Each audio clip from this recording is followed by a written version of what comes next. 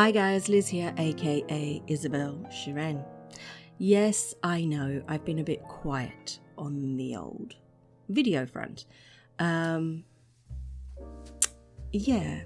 I'm what they call sad right now. That's the only way to put it. I'm suffering a bit of depression. It's been coming on for a while.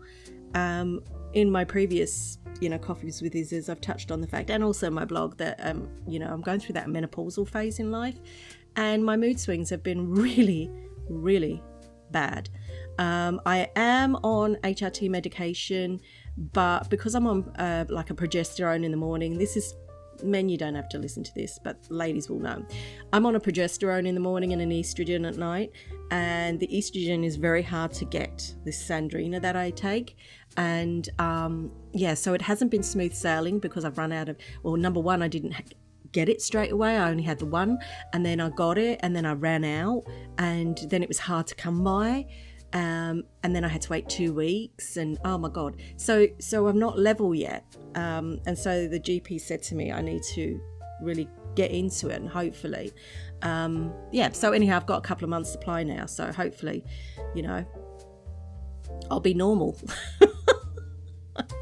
Although saying that, what is normal? Yeah. Well, this isn't normal. I mean, normal is I wake up in the morning and I'm very tired.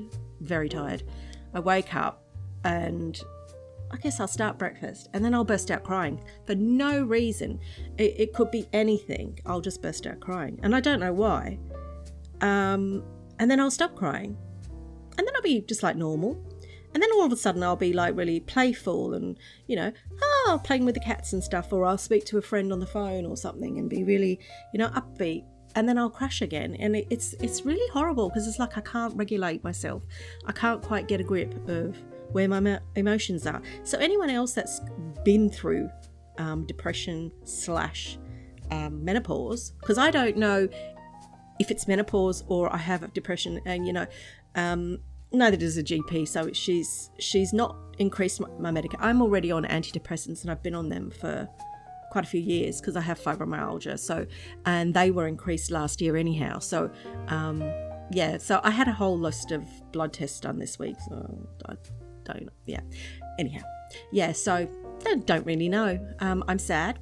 I was finding with work, I was getting angry. I would sit here and get angry with work. Literally get angry with work, and I won't go into that too much, but I would get angry, and I thought, this isn't right. I've never been like this. And I used to bite my tongue.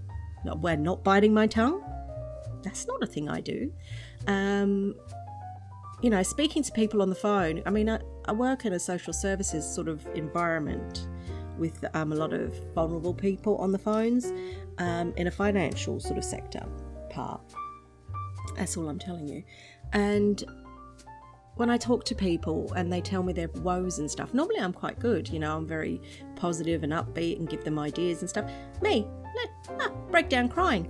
I mean, they wouldn't know I was crying, but I was sitting here sort of sobbing. I'd come off the phone, I'll be sitting here sobbing before I answer the phone, and I'm like, what is wrong with me? I've been going through that. So it's been coming on a number of months, to be honest. It's not sudden, but I imploded last week. So last week on Thursday, I absolutely imploded. Rang my manager and said, I can't do this, and I couldn't stop crying. Spoke to my doctor, and she said, no, you need to detach. And she said, you need to not go to work. And I said, well, I don't actually go to work. I said, I sort of roll over from my sofa to my desk. So, but she said, you need to take a break because you can't be like that. And I said, no, I know I can't, because that's not professional. But I said, on top of it, I feel really bad because it's a very intense time at the moment, for where I work and structuring and things like that. So that's, for me, I worry about things like that. I try to be on the ball with it, but I just can't. I need to take time out for myself. I don't know. A lot of things are making me sad. Life. I mean, media, social media and media, it's just so negative. I mean, if I hear one more time about how hard our lives are, I think I'm going to go nuts. I already know how hard our lives are. You don't need to be putting it on the media. You don't need to put that on the news all the time. We don't need to hear it. A lot of us are already going through it. I mean, financially, I'm struggling. My paycheck does not pay my bills. It doesn't. So my paycheck has stopped paying my bills and I'm in overdraft. I'm like to the top of my overdraft. Like many people out there, I'm not the only one. And I just think, bloody hell, and the bills are, I keep seeing my bills are increasing. Just buying food, the costs are increasing. And I'm like, my paycheck this time next year, if this continues, I might as well go and live in a cardboard box. Seriously. And now I found out my rent's going up. I mean, yesterday I got my letter about my rent. That's going up a good £50 from January. And I'm like, that's £50 I've got to find. So I came up with this brilliant idea. I used to make jewellery years ago. And I said to Rosie Hellendale, I said to her, right, I've got this kit. And I filmed it and I sent it to her. I said, look, I've got all this stuff. I've got all these little precious gems and stuff. I'm going to do it. I made one pair of earrings and then I just went, I don't even enjoy doing it. There was a reason I stopped doing it. It wasn't because I didn't enjoy doing it. It's because I had cats at the time. I got these cats and you can't have fiddly bits out. But I sat there and I did it. It took me ages of just sitting there and I just thought, there's nothing I enjoy right now. And that's what I'm finding hard. There is nothing. The GP said to me, in America, that's doctor, said to me, you need to find the things that you enjoy doing and do them to sort of, get yourself. So that doesn't work. I like reading, can't concentrate on a book. I can't even concentrate on watching films. I mean, I turn on Netflix and then I just can't seem to really get into anything. And logging on to Second Life, I've gone days without logging on, and then all of a sudden I log on and I collect my messages and then I go. Really, I'm struggling. So yeah, I suppose it's early days. I mean, it's only been about not even 5 days that I've been off. So yeah, wow. Other than that, I wish I could tell you something great and fantastic, but I can't.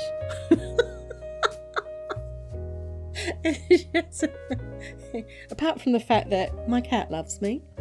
Yes, he does. He's taken to sleeping next to me in my bed, right? I've got to tell you this. I mean, it's just bizarre. He gets into bed with me at night, not in the covers, next to me, and he sticks his head underneath my armpit.